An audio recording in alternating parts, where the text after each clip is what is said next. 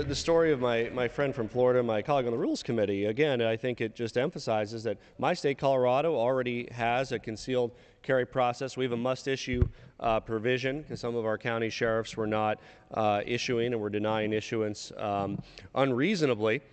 Again, it highlights that this entire bill is a dangerous solution in search of a problem. Colorado has reciprocal concealed carry arrangements with over 30 states, including all of our neighboring states. So you can drive from Colorado to Wyoming in the south. You can drive from Colorado to New Mexico, to Arizona, in the north to Wyoming, in the south to New Mexico, east or west, and you're in no danger about your concealed weapon permit not being recognized. And yes, there are some states that we don't have a reciprocal agreement from. For instance, the state of Nevada.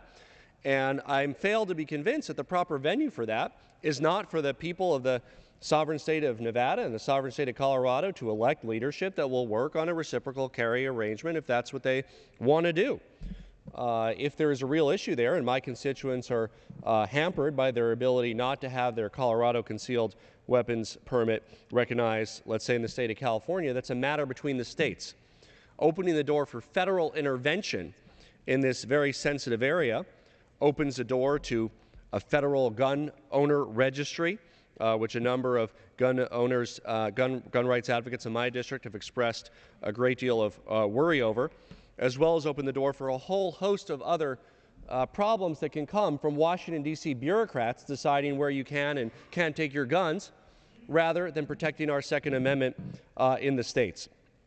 Some other concerns that have been articulated to me from some of the gun owners' rights groups in the state of Colorado. They're worried about more onerous standards to acquire a permit.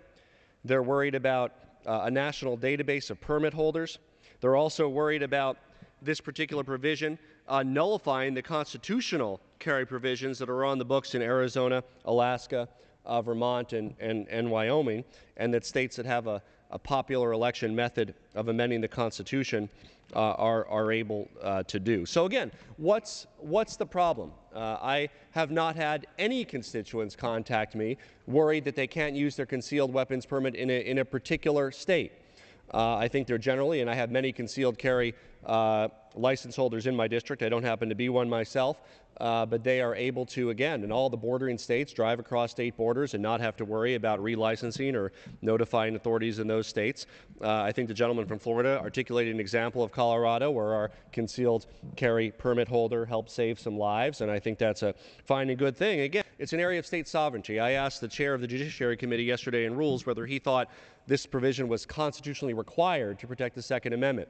He responded that no. In fact, the Second Amendment the states does not have to have a concealed weapons system, concealed carry system under the Second Amendment. It's a matter of discretion or policy in that state. And I think that this bill runs contrary to state sovereignty and to the privacy of individuals. That's why I will encourage my colleagues to vote no on this bill, and I yield back the balance of my time. Time's expired. The gentleman from Florida. And the gentleman talks about state rights, and